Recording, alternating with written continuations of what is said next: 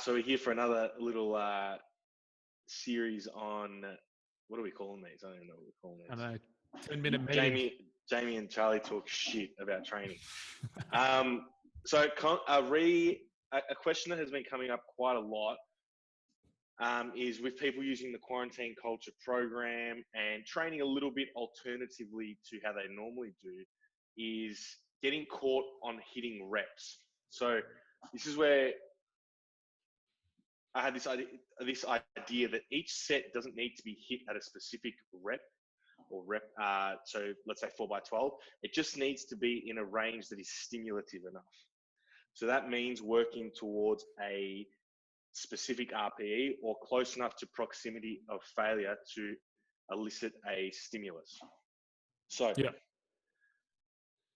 we wanted to talk about why understanding RPE is so important for this and these periods where training is sort of thrown about and rattled. Well, it's not even for these periods. It's why is proximity to failure the most important variable? It's not even that it's because we're all training at home now and got to do push-ups and light a squat. It's literally why is proximity to failure the stimulus that matters. Matters, exactly.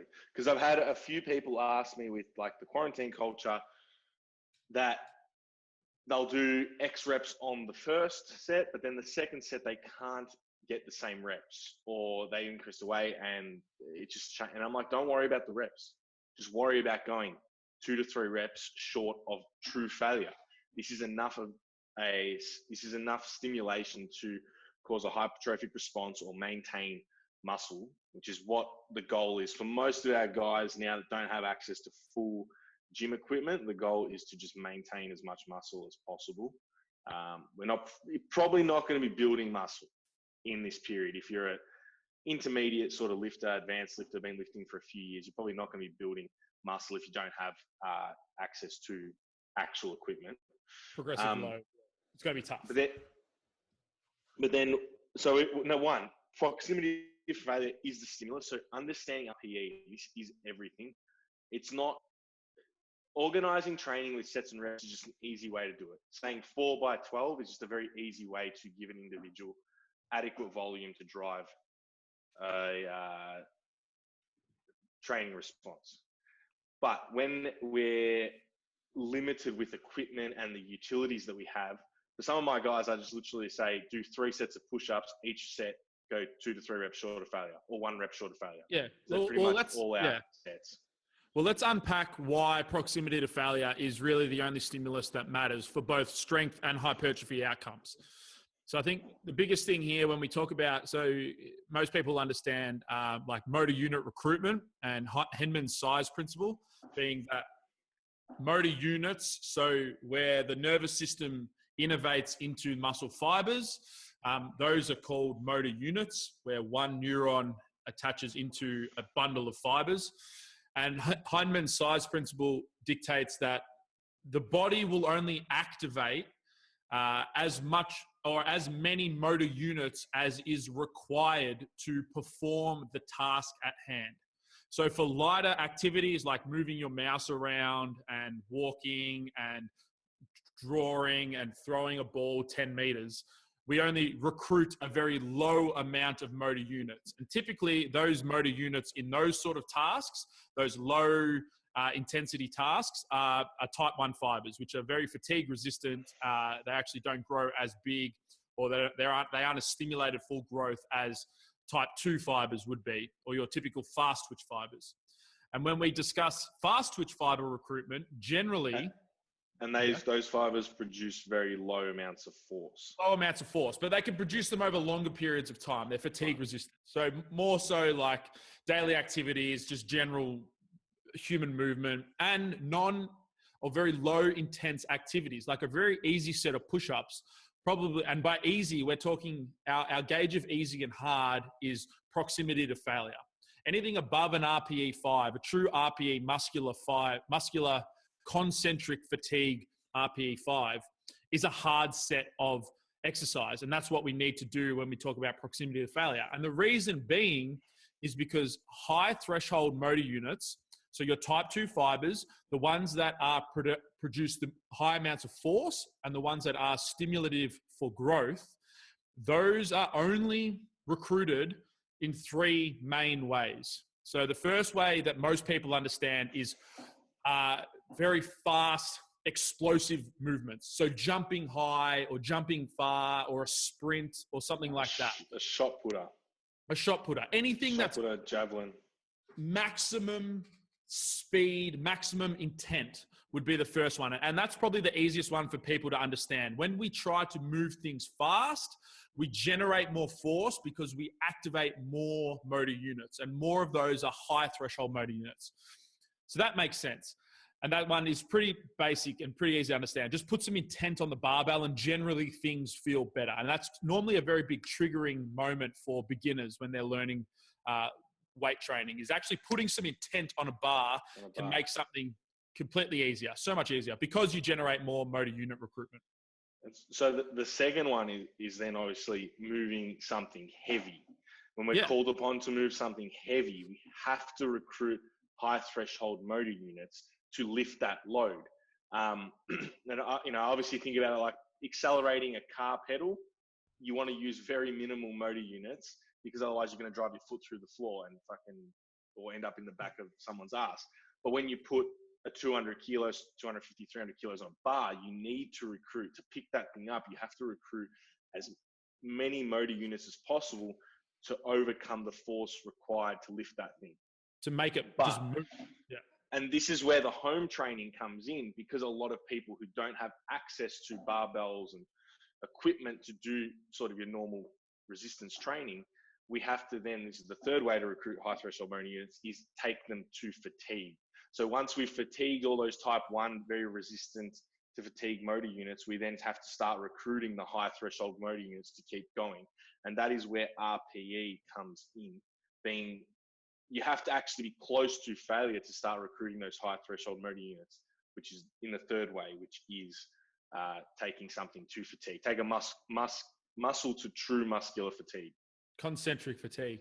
The best analogy that I've heard regarding this would be something like if your car was bogged in a fucking mud pit or whatever, and you had 5 of your mates trying to push the car out. And initially just one person tries to push and it's not enough to get the car to move. That would be your recruitment of your low threshold motor units. It's just one person trying to push. And then everybody all of a sudden realize one person's not enough. So then maybe 2 or 3 people jump in and it starts to slowly move. That would be you're starting to activate higher threshold motor units. But then eventually everybody realizes, well, we need everybody to actually perform this task of moving this car out of the mud. So then everybody gets in behind it. It actually starts to push. And that's what actually generates the force necessary to move the car. So that would be the same with weight training. Generally, the intent to move something fast is the easiest to understand. But then we have these 2 other factors, being lift something heavy, which makes sense for strength training. We can just put more load on the bar, but then also move something to fatigue. And both of those 2, moving something to fatigue and lifting something heavy, both of those things are requisite to be above an RPE 5. You're never going to be able to do strength training and powerlifting specific strength training sitting underneath an RPE 5. At some point, you need to go into higher intensities to lift 1 rep maxes, 2 rep maxes, 3 rep maxes to actually practice the skill of lifting heavy weights. And then finally, the last one, is just move things to fatigue. But you obviously have the skill of lifting heavy weights, but you also need heavy weights to drive adaptation. Yeah. So it's both of those variables. That's why at some point you have to have a sound understanding of RPE to actually be working in a close proximity to failure to drive adaptation, and also have practice with those heavy loads. Because in competition, if you are a powerlifter, competitive powerlifter, you're going to be doing RPE 8 and above on everything. 9, 10, you're going to be going to a 10. Yeah, and this is where we get into the discussion, and we talked about this in our last video, and I'll link it in the description box if you haven't already listened to it, but why we don't ramp intensity within blocks. And the whole reason we don't ramp intensity within a block is because the intensity should always be above an RPE 5. It should always be RPE 6, 7, 8, or 9. And how you have that within the program, whether or not you're hitting RPE 9s or RPE 8s or RPE 7s, is dependent on what phase in training you're at, how close to relative intensity you need to be for this period of training. So if you're closer to a competition block, maybe we need to be pushing some more RPE 9s. But if we're in a high volume, high total sets within the current phase of training, maybe doing too many sets close to an RPE 9 is going to be too fatiguing, and it's going to accumulate too many negative negative stress responses. So we have to bring those RPEs down a little bit. So when in higher volumes of phases of training, we do more RPE 6, 7s, and 8s. And in lower volume phases, we do more 8s, 9s, and 9.5s within our training. But the relative intensity is always above an RPE 6, and it always should be. Always. Always. It's a non-negotiable with training.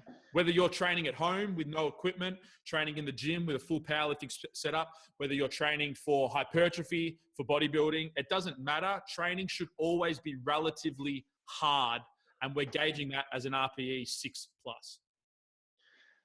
100%. And that's what, so that was basically the point of this video was don't get caught up in chasing reps for the sake of reps. So, and this is where we're using this dynamic progression of we give people a rep range with a target RPE, and the target RPE is the most important bit. It's not the reps. It's not whether you hit 10 reps, 12 reps, 14 reps. It's was that set close enough to failure to actually be a useful set in driving hypertrophy progression, outcome or strength outcome. Otherwise, it's a waste of a set. Yeah, definitely. And this is where all of the research comes down to. When volume is equated, generally the adaptation is the same. It makes sense. It doesn't really matter if you're doing an RPE, a set of 8 or a set of 20 or a set of 30. If there's one set of 8, 20, and 30, they're all going to be stimulative if the RPE is taken to a true RPE. So it makes sense on every single level why RPE, or at least understanding RPE, is going to be the best skill set that you will ever learn for your training progression. And especially to sum it all up in this period where you are at home, if your goal is to get good at push-ups, because that's all you can do, push-ups and backpack split squats, make sure each set that you do is close to failure. Yeah. Above an RPE 5, a true RPE 5. Yeah. RPE 6. Definitely. Finally, we have an RPE-based programming seminar that we're actually running next Thursday, Melbourne time of 12 p.m. It's 3 hours. It's $30. It's very, very cheap. I'll put the link in the description box as well. We already have about 17 or 18 people that have booked their tickets in for that. So if you're interested in coming to that, we're also going to record it and post it on our website for purchase afterwards.